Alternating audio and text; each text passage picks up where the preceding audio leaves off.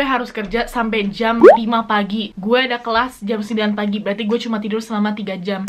Tonjok ke sini dan gue langsung ke lantai. Gue kayak, oh my god, what just happened? Salam, halo semuanya, kembali lagi di channel YouTube gue. Gue harap kalian baik-baik saja. Jadi pada video kali ini gue bakal buat video story time. Jadi ini tentang pengalaman gue nyari kerja part time di Inggris gitu. Kalau misalkan kalian tertarik gimana caranya cari kerja part time di Inggris, kalian bisa klik link yang ada di atas sini. Bagi kalian yang nggak tahu gue, hai, nama gue Nadia Valerie Salsabila. Gue saat ini sedang kuliah di Royal Holloway University of London, jurusan Management with Marketing. Tanpa lama lagi, ayo kita mulai videonya. Gue pengen mulai dari backgroundnya dulu ya. Jadi, gue diterima kuliah di Inggris bukan lewat A-levels atau IB. Gue ikut jalur foundation year, yaitu secara simple adalah gue 1 tahun ikut course foundation year ini di Inggris supaya gue bisa progress ke universitasnya. Kalau misalnya kalian mau tahu lebih lanjut tentang itu, klik link above here.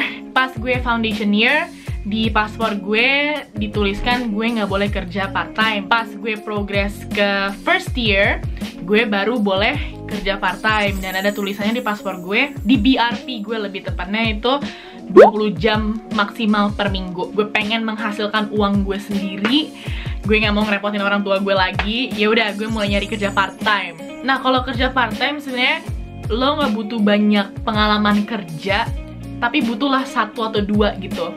Sedangkan gue aktif berorganisasi pas di Indonesia. Gue paskibra, gue ikut OSIS. Tapi itu nggak related dengan kerja part time yang gue pengenin di UK. Misalkan gue pengen kerja di toko, gue nggak punya pengalaman kerjanya, gue nggak pernah kerja di kasir. Jadi mereka lebih memprioritaskan orang-orang yang pernah kerja di bidang itu. Terus di kampus gue ada part-time jobs fair. Jadi ada banyak perusahaan yang datang yang nyari mahasiswa yang lagi nyari kerja part time gitu. Gue apply hampir ke semuanya, tapi nggak ada yang nerima gue. Ada beberapa tapi lokasinya jauh banget. Gue lebih mau kerja part time yang on campus atau deket sama tempat tinggal gue. Makanya nggak gue terima karena membuat gue keluar uang lagi travelnya, so it's not really worth it. Gue tuh sampai jalan kaki keliling area tempat tinggal gue, literally kayak ngasih CV gue ke setiap toko, ke setiap restoran, tapi nggak ada yang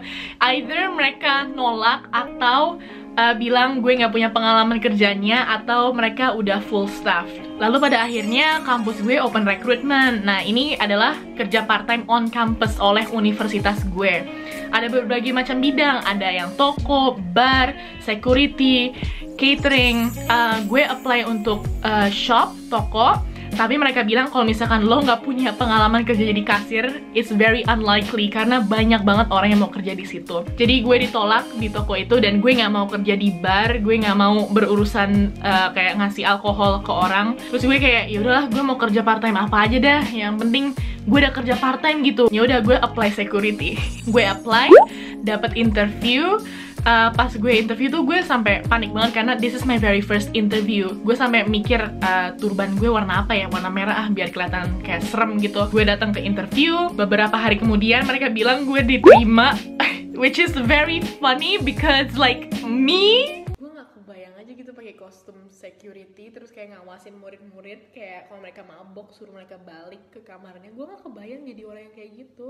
Temen-temen gue kayak, no Val, no, you're not gonna survive this, lo nggak bakal bisa. Karena gue orangnya sensitif banget dan I don't know what I was thinking, okay? I was so desperate for a job. Gue terus bilang sama diri gue sendiri, pengalamannya, lo cuma butuh pengalamannya aja. Suka atau enggak, nanti kita decide ya. Jadi kalau kerja security dikasih kayak a list of codes. Misalnya code yellow ejection adalah ada orang yang mabok, gue bawa keluar tapi gue nggak butuh bantuan. Yang kedua ada code yellow, itu artinya ada orang mabok tapi gue butuh bantuan. Nah, terus ada code red, ini artinya ada orang berantem dan gue butuh banget bantuan.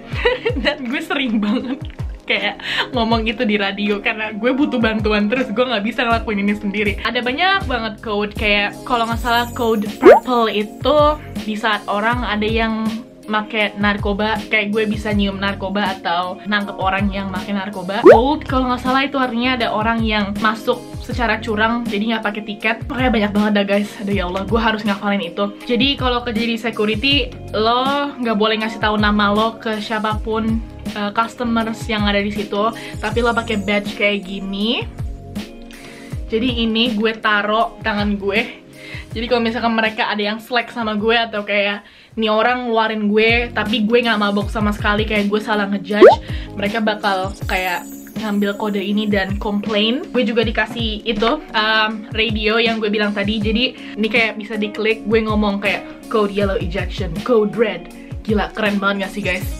Sumpah gue awal-awal kayak, ih gila gue keren banget gitu. Tapi sumpah gue nggak tahu gue budek atau enggak. Every time mereka ngomong code apa, gue kayak, apa? What? Which code? Sorry, help?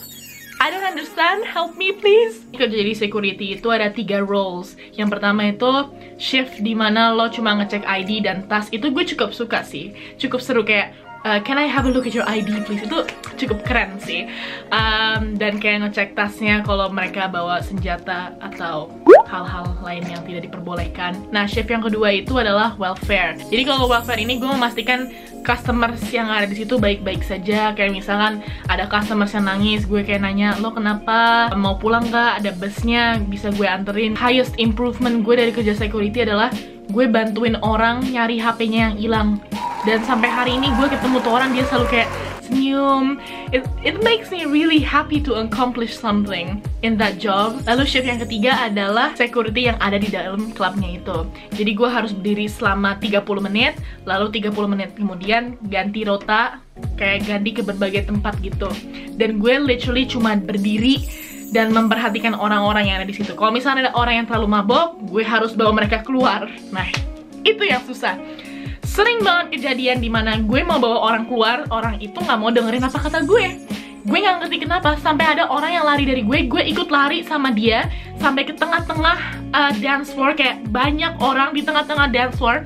Gue nyuruh dia keluar tapi nggak mau, dan gue kayak, masa iya gue mau kayak gotong dia? Like, I don't have the strength to do that. Gue kayak manggil security gue yang lain, pas gue nengok orangnya udah hilang. Cerita kocak lain adalah kalau misalkan ada orang yang muntah, itu adalah tugas kita sebagai security untuk membersihkan muntahan tersebut. Nah, membersihkannya itu pakai semacam bubuk warna putih gitu. Jadi misalkan ada muntahan, gue taruh bubuk putih ini, lalu itu kayak meresap dan pokoknya lebih gampang lo dibersihin lah intinya. Nah, pernah kejadian sekali, ada orang dia mabok banget dan dia ngira itu salju. Wow, it's snow, let's jump on it. Gue pengen ngingetin tapi udah terlanjur, dan kalaupun gue komunikasi sama dia, dia mungkin gak bakal ngerti. Jadi gue biarin aja. Gue jahat. Lalu kenapa sekarang gue gak kerja di security lagi? Gue harus kerja sampai jam 5 pagi. Gue ada kelas jam 9 pagi, berarti gue cuma tidur selama 3 jam. I feel like itu benar-benar ngefek mental health gue dan physical health gue juga. The peak where I'm like, udah gue gak mau kerja lagi di sini adalah pada saat gue ditonjok sama salah satu customer. Jadi ada orang mabok, gue membawa dia keluar, dia mau coba lari, gue pegang tangannya, dia lepas, tonjok ke sini, dan gue langsung ke lantai. Gue kayak, oh my god, what just happened? Gue langsung nangis. Itu adalah titik dimana gue kayak, oke, gue bener-bener mau resign. Gue nggak mau lagi kerja di sini. Keesokan harinya gue ketemu manajer gue bilang gue mau resign. I feel like this is affecting my mental health and my physical health. Terus dia bilang, gak usah resign kok, ada department lain gak yang kamu mau kerja? Ada bar, catering, ada toko. Oh, toko, gue mau toko. Gue langsung bilang, I wanna work at shop. Dari situ gue ditransfer ke toko. Pada akhirnya gue dapet kerjaan gue juga guys, yang gue mau. Gue lupa bilang, jadi kerja jadi security itu gue digaji £7.50 per jam. Gue sekarang kerja jadi student ambassador dan gue dibayar £10 per jam. Mereka seharusnya digaji sama biayanya dengan student ambassador, karena menurut gue pekerjaannya emang susah banget dan lo kerja sampai pagi sebagai mahasiswa. I don't know, that's my opinion. Setelah itu gue kerja di toko. Alhamdulillah di toko itu gue udah ada beberapa temen yang gue tahu, mereka training gue. Gue nggak punya banyak cerita sih kerja di toko, jadi kasir, nge-scan, bayar, kembaliin uang. Kerja di toko itu gue digaji 8 pounds 50 per jam. Oh ya, hal lain yang gue suka dari kerja di toko adalah at the end of the day, kalau misalkan ada makanan yang expire, staff boleh ngambil dan bawa pulang. Makanan yang expire ini sebenarnya boleh dimakan sekitar kayak hari itu sampai maksimal 2 hari kemudian. Jadi mereka sering banget ada kayak sushi, sandwich, dan ini adalah caranya gue menghemat uang, guys. Jadi makan siang gue literally dari toko itu. Gue cuma harus mikirin makan malam gue. Bahkan kadang-kadang makan malam gue udah ready gitu. Kalau misalkan mereka ada pizza yang expire, ya udah gue bawa pulang, gue bikin pizza. Oke, so itu adalah 2 kerja part time yang gue lakukan. Mundur waktu lagi pas bulan November, pada saat gue udah diterima jadi security, ada department lain yang lagi merekrut, dan mereka merekrut student ambassadors. Jadi student ambassador ini merupakan banyak banget mahasiswa tuh yang mau. Pada saat itu mereka hanya ngerekrut sekitar 30 orang. Yang apply tuh ada kayak 300-400an orang. So it's very competitive. Gue apply and gue ditolak lagi. Pas bulan Maret mereka ngirim email, kita lagi butuh student ambassador yang internasional. Sini gue melihat ada opportunity buat diri gue. Gue apply dan alhamdulillah gue diterima. Pas mereka interviewernya tuh pada tahu kalau gue yang suka nge-YouTube tentang Royal Holloway. YouTube bener-bener ngebantu gue banget untuk mendapatkan kerja part time itu. Gue bener-bener bahagia banget dapat pekerjaan itu karena pertama gue dibayar 10 pound per jam, which is very good, dan pekerjaan gue cukup simple dan gampang, and I feel like benar-benar mengimprove social skills gue. Kayak gue berkomunikasi sama orang pada saat tur kampus, gue menghandle orang-orang yang penting, kayak ada sekolah-sekolah lain yang datang atau guru-guru lain yang datang ke universitas ini, engage sama orang-orang internasional. It's literally the best job ever. Bahkan tuh beberapa shift gue nggak kerja sama sekali. Orang ngasih presentasi ya gue duduk dong, gue nggak ngapa-ngapain, tapi gue tetap dibayar 10 pound per jam. Kerjaan lain yang gue suka yaitu semacam social media berikan oleh universitas, dan orang-orang bisa komunikasi sama student ambassadors kayak gue di platform itu. Gue kerja dari rumah, gue balesin messages mereka, dan gue dibayar 10 pound per jam. Menurut gue itu bener-bener bagus banget. Gila, gue masih simpen dong sampai sekarang. Pekerjaan terakhir yang gue apply adalah kerja di supermarket di Sainsbury's. Jadi kuliah di Inggris tuh ada 3 liburan: Christmas break, Easter break, dan summer holidays. Christmas dan Easter itu cuma sebulan doang. Summer itu sekitar 3-4 bulan. Gue cuma mau balik ke Indonesia tuh setahun sekali, biar vacation gue yang lain gue bisa travel atau cari pengalaman kerja. Lalu mulai prosesnya seperti biasa.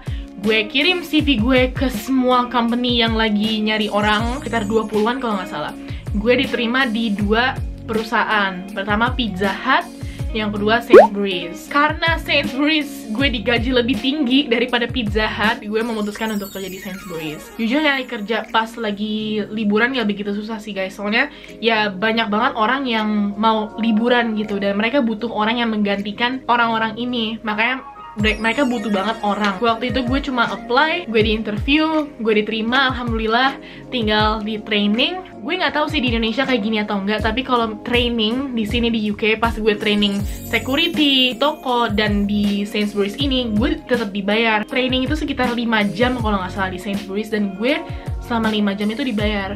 Di Sainsbury's itu gue dibayar 9 pound per jam. Hitungannya bukan kerja part time sih, gue hampir kerja setiap hari gitu, 8 jam setiap hari. As you can see, ini adalah lambang kalau di bawah umur 25 tahun gue harus ngeliat ID lo kalau misalkan lo beli alkohol atau rokok. Pengalamannya karena itu Christmas pastinya sibuk banget, dan banyak orang yang marah-marah karena ngantri. And itu adalah pertama kalinya gue kerja di kasir, jadi gue banyak banget melakukan salah.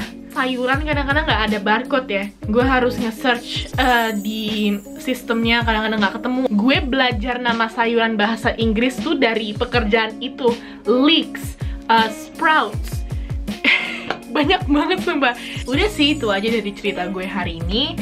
Mungkin beberapa poin yang bisa kalian ambil adalah kalau misalnya kalian nyari kerja part time, apply ke semuanya. Apalagi kalau misalnya kalian belum pernah punya pengalaman kerja part-time di bidang tersebut. Poin kedua, jangan takut ditolak. Gue ditolak jadi student ambassador, gue ditolak jadi toko. Gue banyak banget gitu loh ditolak dalam hidup gue. Pas gue SMP, gue ditolak jadi OSIS, tolak jadi apa sih yang ijo-ijo itu, kayak grup ijo-ijo. Tapi pas SMA gue jadi OSIS, kayak if it's meant for you, it will find a way to come to you. Gue selalu percaya itu, if it's meant to be, it will be. Poin ketiga, you just have to have faith in yourself. The only thing that is between you and your goals is yourself. Kalau misalkan lo gak melakukan diri kalian untuk explore and embrace that jobs, you're not gonna get it. It's not everyone else. Mungkin ada beberapa orang dalam hidup lo yang kayak, alah, lo ngapain sih kerja di sini, alah.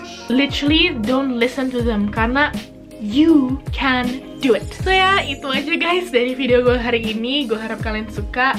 Kalau kalian mau gue membuat video edisi kayak gini, kayak story time lagi, komen aja ya di bawah. I hope you guys have a nice day today.